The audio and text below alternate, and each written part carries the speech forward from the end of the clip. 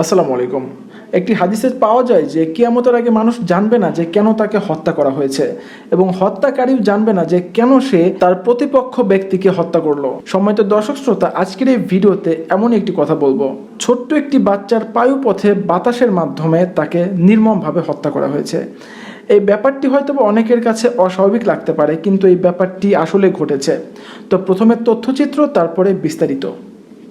4 বছরের ছোট্ট শিশু আবু বকর সবে অ আ ক খ শিখতে শুরু করেছিল পথ শিশুদের স্কুলে।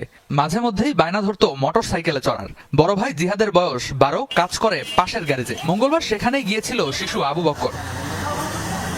গ্যারেজ মালিক রুটি আনার ফরমাইশ দিলে শিশুটিকে রেখে জিহাদ যায় দোকানে। ফিরে এসে দেখে ভাইয়ের পেট ফুলে আছে, সারা গায়ে বমি, পায়ুপথ দিয়ে পড়ছে রক্ত। হাঁকার লগে লগে মুখ দিয়া নাক দিয়া বমি বেড়েছে। আমি যা খাওয়াইছি বাইরেছে না, পরে আমি এর পাশে দেখি হাওয়ার গান, যেটা হাওয়া দিছে না এটা। পাশের দোকানের সিসিটিভি ক্যামেরার ফুটেজ থেকে দেখা গেছে শিশুটি অচেতন হয়ে পড়লে গ্যারেজ মালিক সুজন সহ কয়েকজন আবুকে নিয়ে হাসপাতালের উদ্দেশ্যে ছোটে।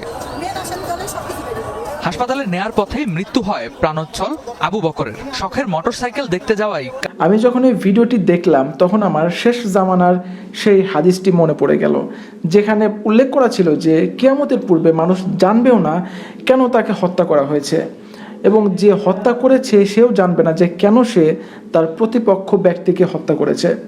আসলে কিয়ামতের বর্ণনা আমরা অনেক জায়গাতেই শুনেছি, এবং কিয়ামতের নিদর্শন সেটিও আমরা অনেক জায়গাতেই শুনেছি এবং দেখেছি। আর কিয়ামতের নিদর্শন অথবা আলামত বর্তমান সময়ে এমনভাবে ঘটে চলেছে যে আমাদের মনে হচ্ছে যে হয়তো বা কিছুদিনের মধ্যেই কিয়ামত হয়ে যাবে।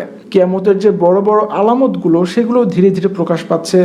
ছোট কত শত আলামত প্রকাশ পেয়েছে সেটি তো হিসাবের বাইরে। তো যাই হোক, সম্মানিত দর্শক শ্রোতা, আশা করছি এরকম কোনো অনাকাঙ্ক্ষিত ঘটনা আমাদের সমাজে আর না ঘটুক। কিন্তু এই ঘটনাটির যে সবচেয়ে বড় একটি ব্যাপার সেটি হচ্ছে যে এই বাচ্চাটিকে যারা পায়ুপথে বাতাস দিয়ে হত্যা করেছে তারা এখন পর্যন্ত বেশিরভাগই গ্রেপ্তার হননি। শুধুমাত্র একজন গ্রেপ্তার হয়েছেন এবং 3 জন এখনও গায়ে হাওয়া লাগিয়ে ঘুরে বেড়াচ্ছেন। তো আমি তাদের সবার দৃষ্টান্তমূলক শাস্তি দাবি করে আজকের ভিডিও এখানে শেষ করছি। এতক্ষণ আমাদের সাথে থাকার জন্য সবাইকে অসংখ্য ধন্যবাদ।